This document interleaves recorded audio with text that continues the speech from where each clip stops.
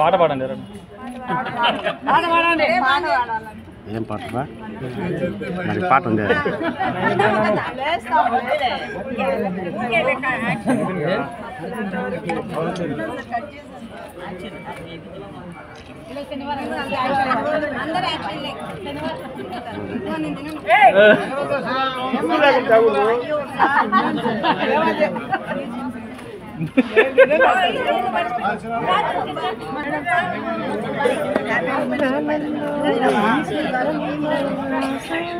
ఒక్కరు కూడా తిన్నాం లేక మూతికాడ పెట్టుకుంటా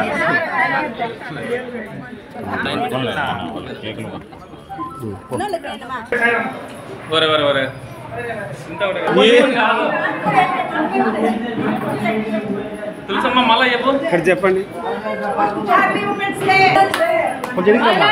మీరు బ్యాగ్ రావాలి కొంచెం వెనక్కి రావాలి అందరూ వస్తారు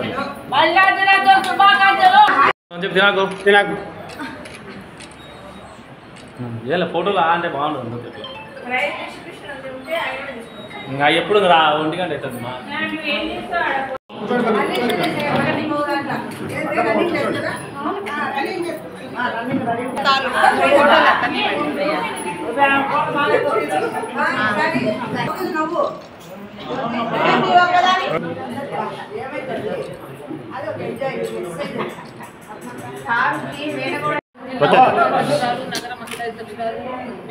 కింది పెట్టు కరీం కరీం కిందికి పెట్టు కోఆపరేషన్ మెంబర్లు ఉన్నటువంటి కార్పొరేటర్లు అందరూ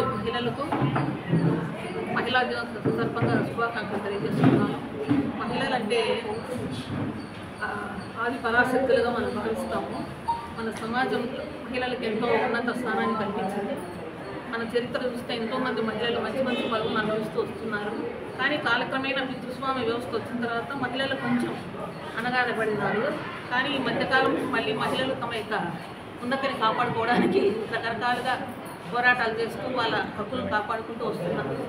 ఇంకా మంచి మంచి స్థానాలను పొందాలని, మంచిగా ఉండాలని, వారి భవిష్యత్తు మున్ముందు మన పార్టీ వచ్చే కాలంలో మంచిగా లేడీస్ మంచి అవకాశాలు కల్పించి చట్టసభల్లో కానీ, లోకల్ బాడీస్లో కానీ, తర్వాత లోక్సభల్లో, శాసనసభల్లో కానీ మంచి అవకాశాలు కల్పించి వాళ్ళ యొక్క హక్కుల సాధన కోసం వాళ్ళ చట్టాన్ని ఇవ్వాలని, మంచిగా పోరాడాలని, మంచి నిజాయితీగా నిస్సత్తుగా పనిచేసి మంచి ఆదర్శ మహిళలుగా పేరు తెచ్చుకోవాలని కోరుకుంటున్నాను. నాకు ఈ అవకాశం కల్పించినటువంటి జిల్లా మహిళా అధ్యక్షురాలకు, నగరం మహిళా అధ్యక్షురాలకు, కార్పొరేటర్లకు, ఎంపీటీ మేయర్లకు, మహిళా విభాగానికి అందరికీ పేరు పేరున కృతజ్ఞతలు తెలియజేసుకుంటూ మరిన్ని ఇటువంటి కార్యక్రమాలు మున్ముందు ఎన్నెన్నో ఇంకా మంచిగా జరుపుకోవాలని ఆశిస్తూ మీ అందరికీ శుభాకాంక్షలు తెలియజేసి సెలవు తీసుకుంటాను.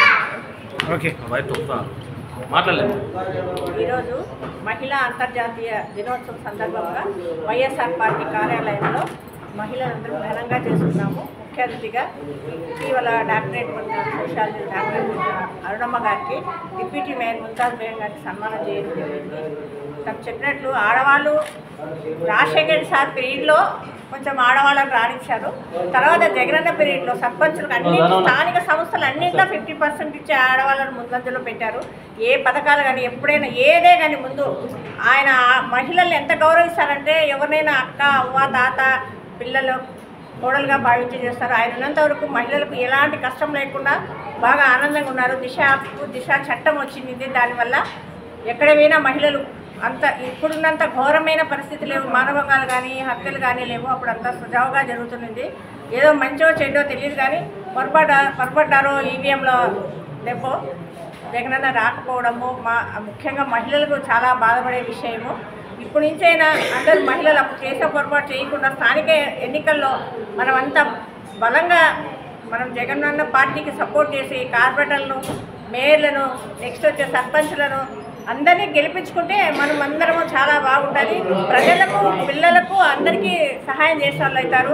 ఇప్పుడు ఏం ఒక మందు తప్ప చంద్రబాబు నాయుడు వచ్చిన ఒక మందు తప్ప ఏం పెడతాను ఉగాదికి పెడతా, దసరాకి పెడతా, సంక్రాంతికి పెడతా, జనవరి 1కి పెడతా అన్నారు. ఉచిత బస్సు పెట్టాలా. ఇప్పుడు ఏమంటారంటే జిల్లాలోనే తిరగడం, జిల్లాలో 20 రూపాయలు ఇస్తే ఎక్కడికైనా పోతాం.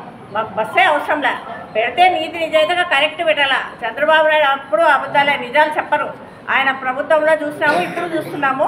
ప్రజలకు నమ్మినారు. అసలు వాళ్ళు నమ్మినారంటే నాకు ఆశ్చర్యం. ఆయన ఎప్పుడూ మోసగాడే. ఏదో పొరపాటు జరిగింది అందరూ ఏమంటారంటే మేమందరం వేసాము అవి ఏదో ఈవీఎం మోసమే అంటున్నారు. అవన్నీ దేవుడికి తెలుసు. నెక్స్ట్ అయినా ఇప్పుడు వచ్చే తొందరలో స్థానిక సంస్థలు ఉన్నాయి 6 నెలలు 8 నెలల్లో అందరం ముఖ్యంగా మహిళలు గట్టిగా పోరాడి అన్నీ తెచ్చుకొని జగనన్నను బలోపేతం చేసి మళ్ళీ సీఎం చేసుకోవాలని మనస్ఫూర్తిగా కోరుకుంటున్నాను.